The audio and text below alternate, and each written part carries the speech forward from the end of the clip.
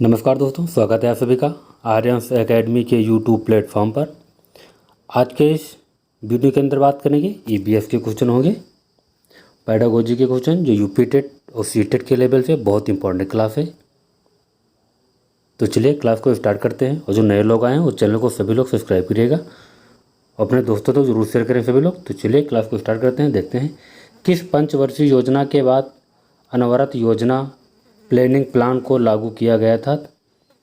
किस पंचवर्षीय योजना के बाद अनावरण योजना प्लानिंग प्लान को लागू किया गया था। तो ये तीसरी योजना थी, पांचवी योजना थी, सातवीं योजना थी, नौवीं योजना थी।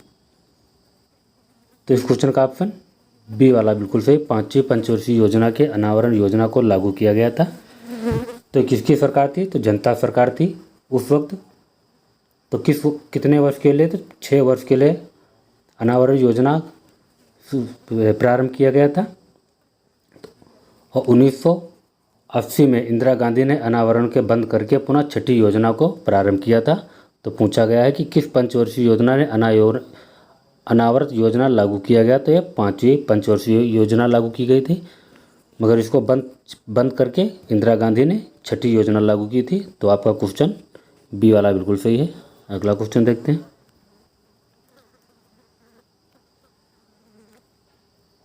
पर्यावरण अध्ययन के शिक्षा शास्त्र के संदर्भ में सिवाय डैश डैश के अग्रसित अलिखित सभी अवांछनीय आरंभ हैं। बच्चे की अस्मिता व्यक्ति का पोषण करने पर वास्तविक अवलोकन के स्थान पर पाठ्य पुस्तकीय ज्ञान की श्रेष्ठता को स्वीकार करने, पाठ्य पुस्तकों संदर्भ की बहुलता को बढ़ावा देने, आलोचनात्मक चिंतन और समस्या समाधान के लिए क्षमता संवर्धन करके।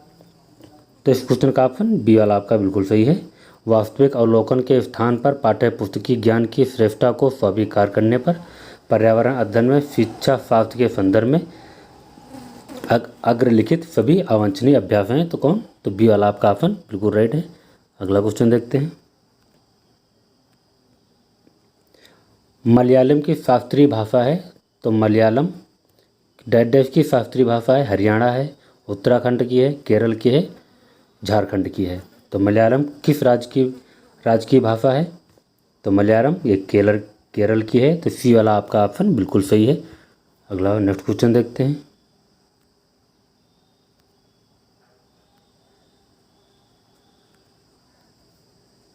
पर्यावरण अध्ययन में बच्चे कल्पकला और चित्रकला को समूह में सीखना विशेष रूप से पसंद करते हैं, क्योंकि यह सहपाठी अधिगम को बढ़ावा देता है। तो ये बिल्कुल गलत है, क्योंकि पर्यावरण अध्ययन में बच्चे शिल्पकला और चित्रकला को समूह सीखने में पसंद करते हैं, तो यह सहपाठी अधिगम को बढ़ावा देते हैं। तो ये बिल्कुल गलत है। यह सामाजिक अधिगम को बेहतर बनाता है। तो ये बिल्कुल सही है। यही वाला आपका ऑप्शन बिल्कुल सही होगा। जब बच्चे की सृजनात्मकता की प्रशंसा की जाती है तो उसे खुश होते हैं, वह उन्हें प्रेरित करते हैं। तो ये बिल्कुल गलत है। यह कथन और अनुशासन को बढ़ाता है और सही विकल्प को चुनिए। तो इस क्वेश्चन का ऑप्शन आपका बी वाला बिल्कुल सही है, कि ए और बी और सी ये तीनों सही हैं। तो सी वाला भी आपका ऑप्शन बिल्कुल सही है, और बी वाला भी आपका ऑप्शन बिल्कुल सही है, और ए वाला ऑप्शन का। तो इस क्वेश्चन का ऑप्शन बी वाला बिल्कुल सही होगा आपका, ए और बी और सी। अगला नेक्स्ट क्वेश्चन देखते हैं।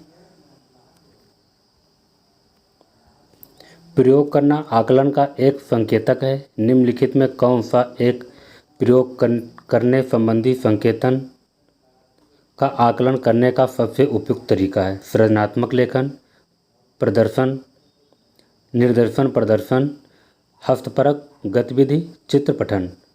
तो इस क्वेश्चन का ऑप्शन आपका सी वाला बिल्कुल सही है। हस्तपरक गतिविधि के प्रयोग के कारण आकलन और संकेत का संबंधी आकलन करते हैं। तो सी वाला आपका ऑप्शन बिल्कुल सही है। नेक्स्ट क्वेश्चन देखते हैं। भारतीय संविधान का अनुच्छेद 356 किसके बारे में जानता है? तो 356 किसके बारे में बताता है? राज्य के नीति निर्देशक तत्व। तो ये बिल्कुल गलत है। राज्य के राष्ट्रपति शासन लागू होता है। तो यही वाला आपका ऑप्शन बिल्कुल सही होगा। भारतीय संविधान अनुच्छेद 356 किसके बारे में बताता है? तो राज्य में जब राष्ट्रपति शासन लागू होता है तभी 356 के बारे में बताता है। तो बी वाला आपका ऑप्शन बिल्कुल सही है। अगला नेक्स्ट क्वेश्चन देखते हैं। कांच के जाल तथा बोतलों को उनमें अचार भरते पूर्व सूर्य की धूप में अच्छी तरह सुखाया जाता है, ऐसा क्यों? जब कांच की बोतलें होती हैं और उसमें अचार रखा जाता है तो अचार रखने से पहले सूर्य की धूप में अच्छी तरह से क्यों सुखाया जाता है? उसमें धूल को काटने के लिए, नमी को पूर्णतया हटाने के लिए, अचार को स्वादिष्ट बनाने के लिए, उनके तापमान में वृद्धि करने के लिए। तो नमी को पूर्णतः हटाने के लिए किया जाता है। तो ये बी वाला आपका ऑप्शन बिल्कुल सही होगा। क्यों उसको अच्छी तरह धूप में सुखाया जाता है? तो नमी को पूर्णतः हटाने के लिए किया जाता है। तो बी वाला आपका ऑप्शन बिल्कुल सही है। अगला क्वेश्चन देखते हैं। पौधे प्रोटीन संश्लेषण कहाँ से प्राप्त करते हैं? तो पौधे जो होते हैं वो प्रोटीन संश्लेषण कहाँ से प्राप्त करते हैं? वसा एसिड से, शक्कर से, अमीनो एसिड से, स्टार्च से। तो वे किसके द्वारा अपने पौधे प्रोटीन को उपस्थित करते हैं? तो वे अमीनो एसिड के द्वारा करते हैं। तो सी वाला आपका ऑप्शन सही होगा। प्रोटीन संश्लेषण कहाँ से प्राप्त करते हैं? तो अमीनो एसिड के द्वारा। तो सी वाला आपका ऑप्शन बिल्कुल राइट है। अगला क्वेश्चन देखते हैं। बगुला भैंस पर बैठता है, क्यों? जो बगुला होता है वो भैंस पर क्यों बैठता है? बगुले मनोरंजन के लिए भैंस पर बैठता है? तो ये बिल्कुल गलत है।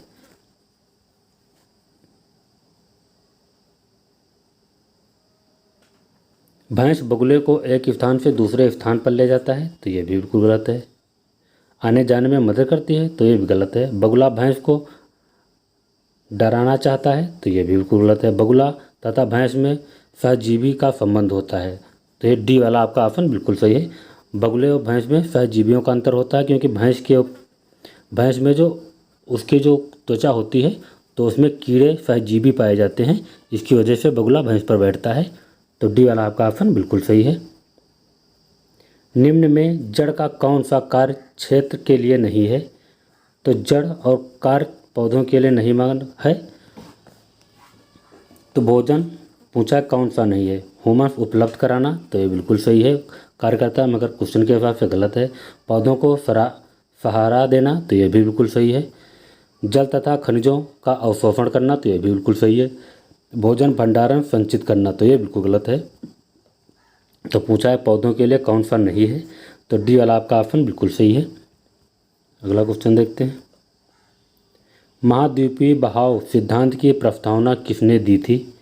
तो महाद्वीपीय जो बहाव है उस सिद्धांत की प्रस्तावना किसने दी थी? तो अल्फ्रेड वेनेगर के द्वारा, अल्फ्रेड वोरविंग के द्वारा, अल्फ्रेड हाइक के द्वारा, अल्फ्रेड मैन के द्वारा। तो ये अल्फ्रेड वेनेगर के द्वारा दी गई थी। महाद्वीपीय बहाव सिद्धांत की प्रस्तावना किसने किया था? तो अल्फ्रेड वेनेगर के द्वारा। तो फर्स्ट वाला ऑप्शन बिल्कुल सही है। अगला क्वेश्चन देखते हैं।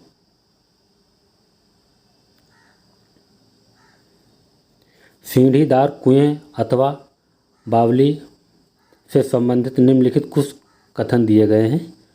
वह जल भंडारण तथा संरक्षण की पारस्परिक व्यवस्थाएं हैं। सामुदायिक स्रोत के रूप में उनका प्रयोग होता है। उनका निर्माण मुख्यतः वर्षा सहित राज्यों में होता है। उनमें केवल संदूषित जल होता है। उपयुक्त में कौन सा कथन गलत है? तो इस क्वेश्चन का ऑप्शन आपका फर्स्ट वाला ही सही है। वह जल संरक्षण, जल भंडारण तथा संरक्षण की पारस्परिक व्यवस्थाएं करता है। सामुदायिक क्षेत्र के रूप में उनका प्रयोग होता है। तो ये भी सही है। उनका निर्माण पूर्णतः वर्षा रहित राज्यों में होता है। तो ये भी सही है। तो ये तीनों ऑप्शन आपके सही हैं, मगर डी वाला आपका ऑप्शन बिल्कुल गलत है। तो इस क्वेश्चन का ऑप्शन आपका फर्स्ट वाला बिल्कुल सही है, ए और बी और सी। अगला नेक्स्ट क्वेश्चन देखते हैं। लोकसभा में विपक्ष के प्रथम नेता कौन थे? तो लोकसभा विपक्ष के प्रथम नेता कौन थे? B R Ambedkar. तो ये नहीं थे। ए के राधाकृष्णन, एस राधाकृष्णन, वल्लभ भाई पटेल। तो उस वक्त विपक्ष के नेता कौन थे? तो एस के राधाकृष्णन थे। तो बी वाला आपका ऑप्शन बिल्कुल सही है, ए के राधाकृष्णन। अगला नेक्स्ट क्वेश्चन देखते हैं।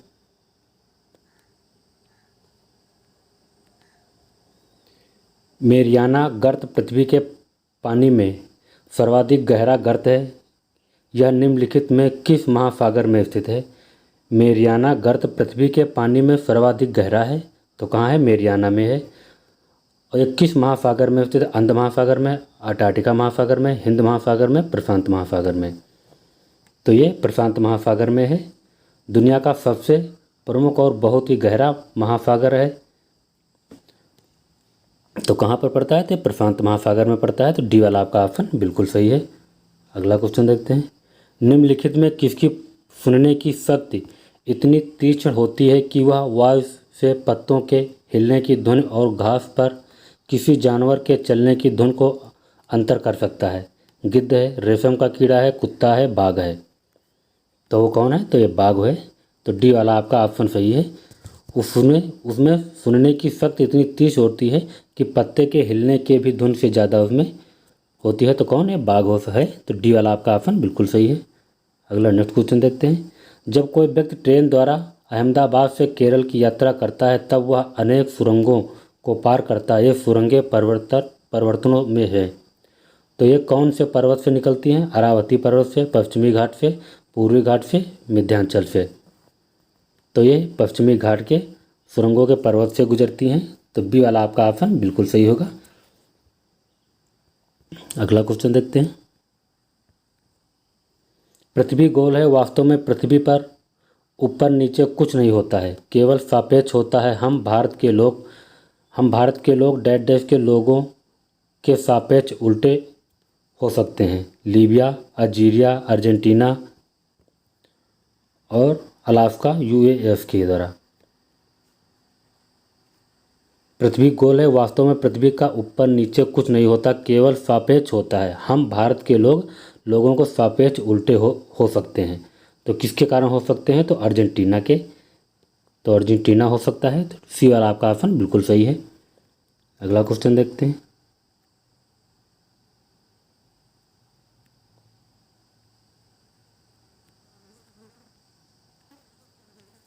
मच्छरों के प्रजनन की रोकथाम के लिए ठहरे पानी पर तेल डालने की सलाह दी जाती है।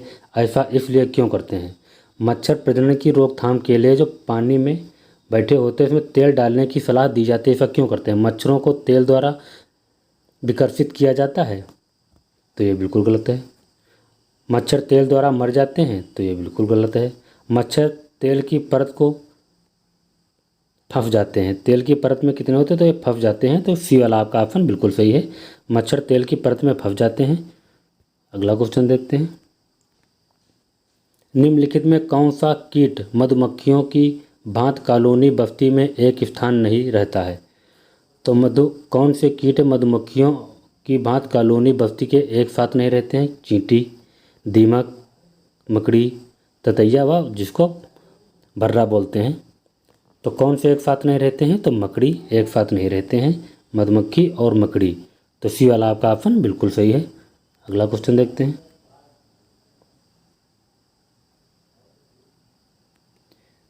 ग्रामीण क्षेत्र के मकानों में ढांचे वहां की जलवायु मौसम की स्थिति से संबंधित होते हैं। एक गांव के मकानों में लक्षण नीचे दिए गए हैं। मकान मजबूत बांस के खंभे पर बने होते हैं।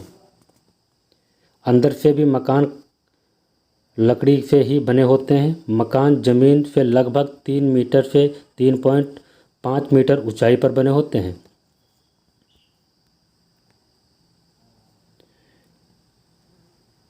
मकानों की छतें ढालू होती हैं। तो ये कहाँ बने होते हैं? तो ये असम राज्य में बने होते हैं। तो इस क्वेश्चन का ऑप्शन डी वाला आपका बिल्कुल सही होगा। अगला नेक्स्ट क्वेश्चन देखते हैं।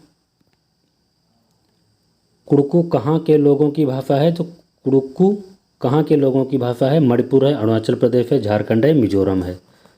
तो ये कहाँ की कुड़ुकू भाषा है? तो ये झारखंड की है। तो सी वाला आपका ऑप्शन बिल्कुल सही है। नेक्स्ट क्वेश्चन देखते हैं। राष्ट्रीय पाठ्यचर्या की रूपरेखा 2005 के अनुसार निम्नलिखित में कौन सी एक पर्यावरण अध्ययन की विषय वस्तु थीम है? सौरमंडल की है, मौसम की, ऊर्जा की, भोजन की।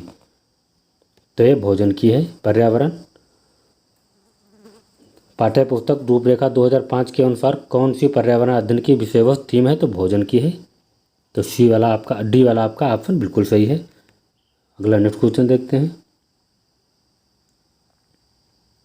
पर्यावरण अध्ययन में विषय वस्तु थीम आधारित उपागम को अपनाने के समर्थन में निम्नलिखित में कौन सा तर्क सबसे अधिक सशक्त है या शिक्षण को अधिक रोचक और गतिविधियों आधारित बनाने में मदद करता है? यह अवधारणाओं, मुद्दों और कौशलों के वृहद विस्तार को सम्मिलित करने में मदद करता है। यह विषय सीमाओं को चरम स्वयं बनाने और संपूर्ण विज्ञान को प्राप्त करने में मदद करता है।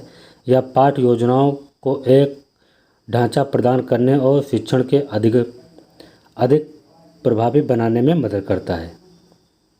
तो इस क्वेश्चन का ऑप्शन आपका डी वाला बिल्कुल सही होगा।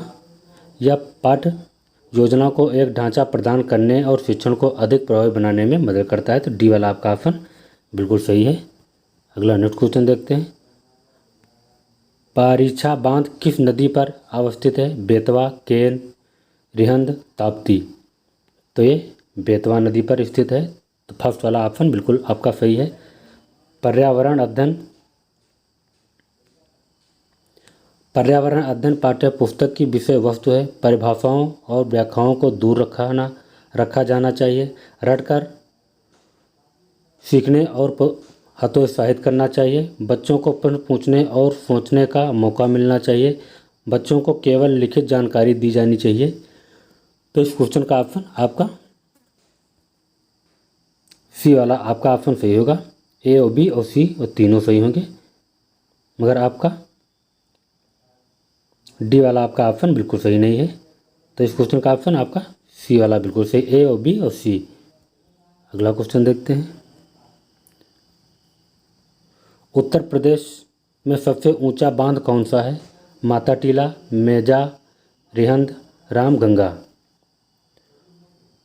तो इस क्वेश्चन का ऑप्शन आपका डी वाला बिल्कुल सही होगा। रामगंगा उत्तर प्रदेश में सबसे ऊंचा बांध बना है। अगला क्वेश्चन देखते हैं। अपने प्राकृतिक परिवेश में वन्य जीव के लिए कानूनी तौर पर आरक्षित क्षेत्र है। बायोस्फीयर रिजर्व, अभयारण्य, सामाजिक वन्य, नेशनल पार्क, राष्ट्रीय उद्यान। तो ये अभयारण्य है। तो बी वाला आपका ऑप्शन बिल्कुल सही है। अपने प्राकृतिक परिवेश के वन्य जीवों के लिए कानूनी तौर पर आरक्षित क्षेत्र कौन है? तो अभयारण्य है। तो बी वाला आपका ऑप्शन बिल्कुल सही है। पर्यावरण अध्ययन की अंतः विषयी प्रति पर्यावरणीय मुद्दों को डैश द्वारा संबोधित करती है। तो ये विज्ञान, सामाजिक विज्ञान और पर्यावरण शिक्षा की विषय वस्तु को पद्धति के प्रयोग करने पर। तो सी वाला आपका ऑप्शन बिल्कुल सही होगा। अंतः विषयी प्रति पर्यावरण मुद्दों पर संबोधित करती है। तो विज्ञान, सामाजिक विज्ञान और पर्यावरण शिक्षण की विषय वस्तु पद्धति के प्रयोग पर। तो सी वाला आपका ऑप्शन बिल्कुल सही है। अगला क्वेश्चन देखते हैं। कौन सा राष्ट्रीय राजमार्ग दिल्ली और कोलकाता को मथुरा और वाराणसी के रास्ते से जोड़ता है? कौन सा राज्य दिल्ली और कोलकाता, मथुरा और वाराणसी राज्य को जोड़ता है? NH4, NH2, NH10, NH6। तो ये NH2 जोड़ता है मथुरा और वाराणसी को। दिल्ली और कोलकाता, मथुरा और वाराणसी को NH2 जोड़ता है। तो बी वाला आपका ऑप्शन बिल्कुल सही है। कोणार्क रेलवे जोड़ती है गोवा मैंगलोर से, रोहा मैंगलोर से, कन्याकुमारी मैंगलोर से, कन्याकुमारी मुंबई से। तो ये किसको जोड़ता है? तो रोहा बेंगलोर को जोड़ता है। तो बी वाला आपका ऑप्शन बिल्कुल सही है। तो वीडियो को मैं समाप्त करता हूँ। अगले नेक्स्ट वीडियो में मिलेंगे। वीडियो को सभी लोग लाइक करिएगा, शेयर करिएगा, चैनल को सभी लोग सब्सक्राइब करिएगा। नमस्कार।